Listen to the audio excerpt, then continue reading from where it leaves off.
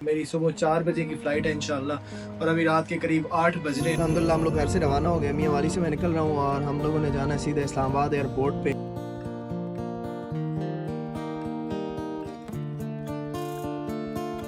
Check in जो है वो मेरे ख्याल में फ्लाई नास की स्टार्ट हो गई होगी, 1:40 हो गए और 4 बजे की अगर सीट हो तो कितने तक स्टार्ट हो ही जाती।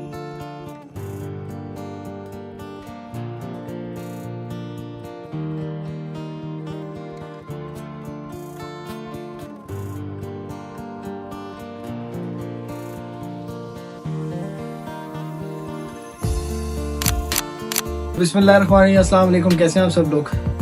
आज तारीख जो है वो बता रहा है मोबाइल 13 और मेरी सुबह 4 बजे की फ़्लाइट है इंशाल्लाह और अभी रात के करीब 8 बज रहे हैं। तो बड़ा मुश्किल लग रहा है सीरियसली जाना, इवन दो कि मैं 3 महीने बाद 3.5 महीने बाद घर आया था और आगे भी यही प्लान है कि इंशाल्लाह ईद 3.5 महीने में आने वाली है। बट ये है कि कुर्बानियाँ जो होती हैं वो हर इंसान को देनी पड़ती है। मैं भी दे रहा हूँ और भी आप में से भी बहुत सारे लोग ऐसे होंगे जो दे रहे होंगे। बट वो जिस तरह जाकिर खान कहता है कि हर कोई हालात की मजबूरियों की वजह से निकल जाता है। इतनी बड़ी मजबूरियां नहीं थी, बट बहुत सारी सिचुएशन ऐसी होती हैं जब आपको कुछ डिसीजंस लेने पड़ते हैं। पैकिंग जो है वो मैंने कंप्लीट कर ली और मैं आपको पैकिंग में दिखाता हूँ। बड़े इंटरेस्टिंग आइटम है पैकिंग में मेरी। तो हम लोग जो है वो मछली फ्राई के लेके जा रहे हैं। ये भी किसी की गुजारिश थी। मैं सिगरेट लेके जा रहा हूँ और सिगरेट के बारे में ये है कि आप एक जो है ना वो डंडा इसे कहते हैं, वट जो कुछ भी कहते हैं, तो एक आप लेके जा सकते हैं। इससे ज़्यादा जो है वो पाकिस्तान में अलाउड नहीं है। इसके अलावा भाई कुछ तजात जा रहे हैं बहुत सारे, आप देख सकते हैं। अम्मा हमारी ने जो बना के दिया है कुछ था कि ये खाना बेटा पे मोटे हो जाओगे तो ये जा रहे हैं। ये कुछ दोस्त की चीज़ें मेरे भी जा रही हैं, ठीक है, बादाम और चने और पता नहीं क्या कुछ, और बहुत सारे कपड़े शपड़े जा रहे हैं। इसके अलावा बड़े इंटरेस्टिंग आइटम्स हैं, वो भी मैं आपको दिखाता हूँ। आप कहेंगे भाई यार ये तुम क्या ही कर रहे हो और किसकी क्या कुछ चीज़ें लेके जा रहे हो। नहीं यार भाई ये देखें, शाही की इलायची जा रही है, ये जी नाजपान मसाला जा रहा है, ठीक है। एक हमारे दोस्त की फरमाइश थी कि भाई नेस्कैफे कॉफ़ी लेके आए। अब उनसे ये बंदा पूछे कि क्या रियाद में नेस्कैफे नहीं मिलती, उसने कहा नहीं मिलती। ठीक है जी, नहीं मिलती, खैर है। तो ये हम लेके जा रहे हैं चाय, ठीक है। ये मुझे किसी दोस्त ने, बहुत अच्छे दोस्त ने गिफ्ट किया था परफ्यूम, तो ये परफ्यूम भी मैं इसको साथ लेके जा रहा हूँ। और भी बहुत सारी चीज़ें हैं जो कि मैंने सारी पैक कर ली हैं। और जो मेरा वेट है ना वो बहुत ज़्यादा हो गया, क्योंकि हम लोग ऐसे लोग हैं जिनसे ना नहीं होती। तो जब ना नहीं होती तो फिर हर कोई आपको कहता है ये मेरा भी लेके आना, तो मैं 4 लोगों का सामान जो है वो लेके जा रहा हूँ। बड़ी मिक्स फीलिंग्स के साथ जो है वो अल्हम्दुलिल्लाह हम लोग घर से रवाना हो गए। मियाँ वाली से मैं निकल रहा हूँ और हम लोगों ने जाना है सीधे इस्लामाबाद एयरपोर्ट पे और मेरी 4 बजे की फ़्लाइट है। तो मेरे अम्मा पापा बड़े परेशान थे, तो बड़ा हौसला दिया है उनको कि मुझे भी हौसला दें और ख़ुद भी हौसला रखें।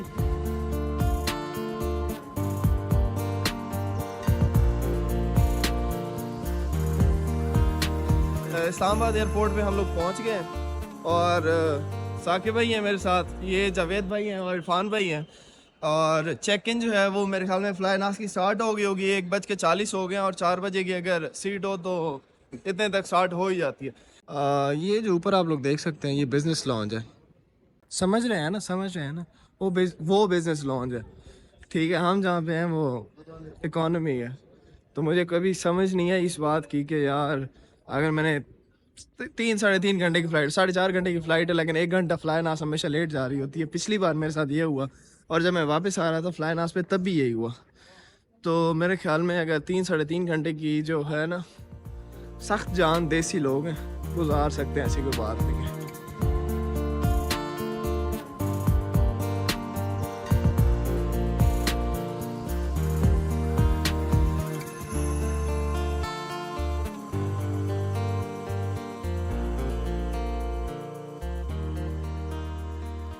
सीन ये है कि भाई यहाँ पे जो है ना बोर्डिंग के लिए लाइन लगी हुई है। तो हम लोगों ने ये सोचा कि बैठ के थोड़ा सा सुकून करते हैं, ठीक है। ये लाइन ख़त्म होगी और हर किसी ने जाना तो है ही है, तो थोड़ा इंतज़ार कर लेते हैं, सुकून से जाएंगे। अस्सलाम वालेकुम जी। तो स्टोरी टाइम हुआ चाहता है, तो मैंने कहा कि आप लोगों को स्टोरी बताता हूँ जिसका मैंने प्रॉमिस किया था। तो स्टोरी ये है कि जी मैं कोई 2 वीक्स पहले जब रियाद से पाकिस्तान वापस आ रहा था, तो मेरी मुलाकात जो है ना वो किसी एक बंदे से हुई जो बहुत एजेड थे, और अगर मैं अंदाज़ा लगाऊं तो उनकी एज जो है वो 70 प्लस ही होगी। तो 70 प्लस एज थी, और माजरत के साथ जब मैंने उनका चेहरा देखा तो वो बहुत झुर्रियाँ था, और उनका सिर्फ एक दांत था सीरियसली। तो उनकी दाढ़ी जो थी वो बिल्कुल सफ़ेद हो चुकी थी, उनके जो बाल थे वो भी सफ़ेद थे। तो वो मेरे साथ वाली सीट पे बैठे हुए थे, तो मैंने उनसे पूछ लिया तजस्सुस से कि अंकल आप रियाद में क्या करते हैं। उन्होंने मुझसे पूछा, फिर मैंने उनसे पूछा, तो उन्होंने कहा कि मैं जी ट्रक ड्राइवर हूँ। तो मैंने उनसे पूछा कि अंकल कितने अरसे के बाद आप जा रहे हैं वापस। तो जो बात उन्होंने जवाब दिया, तो ट्रस्ट में मेरे तो वो गूज बम्प्स हुए, ठीक है। और उन्होंने मुझे कहा कि बेटा 4 साल और 10 महीने हो गए, ठीक है, 4 साल और 10 महीने हो गए मुझे, मैं घर नहीं गया, और अब मैं जा रहा हूँ, और बस मैं मतलब फ़ाइनल एग्ज़िट पे ही जा रहा हूँ, और अब मैं कभी रियाद वापस नहीं आऊँगा। तो मुझे बड़ा एहसास हुआ। मैंने उनसे पूछा कि आपके कितने बच्चे हैं, तो उन्होंने कहा मेरे 3-4 बच्चे हैं, बेटे भी। तो मुझे बड़ा एहसास हुआ कि यार क्या हम जवान औलादों का क्या फ़ायदा, जब हमारे वालिदैन 70 साल की उम्र में भी परदेस में ट्रक ड्राइवर हैं, और उनके चेहरे पे झुर्रियाँ आ चुकी हैं, और वो 5 साल के बाद वापस आ रहे हैं यार। तो हम जैसों को तो मुझे लगता है मर जाना चाहिए, और मैं उस टाइम मर चुका था। मैं आपको हकीकतन बता रहा हूँ कि मैं उस टाइम मर चुका था, और मुझे बड़ा एहसास हुआ कि यार क्या मतलब लोग ऐसी ज़िंदगी भी जी रहे हैं। तो ज़िंदगी बहुत मुश्किल है, लेकिन गुजारिश, ज़्यादातर नौजवान ही देख रहे होंगे इस वीडियो को, तो खुदारा यार अपने वालिदैन पे रहम करें। अगर वो 60 साल के हो गए हैं तो मेरे ख्याल में मोर दैन इनफ है।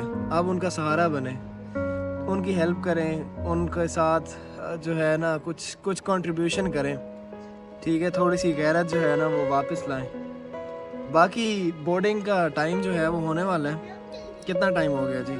3:02 हो गए, और 4:05 पे जाना, तो मेरे ख्याल में आधे 1 घंटे में ऑन बोर्डिंग भी स्टार्ट हो जाएगी। मिलते हैं वहाँ पे, और फिर आगे भी मैं आपको बताता हूँ, बड़ा इंटरेस्टिंग होने वाला है जब हम लोग पहुँचेंगे। गौज़ अब्दुल्ला से मेरी बात हुई, और वो आप देखेंगे आता है या नहीं आता, क्योंकि वो रात को लेट सोता है। खैर मैंने उसे कहा है, ज़िम्मेदार शहरी है वो, होप सो वो ज़रूर आएगा।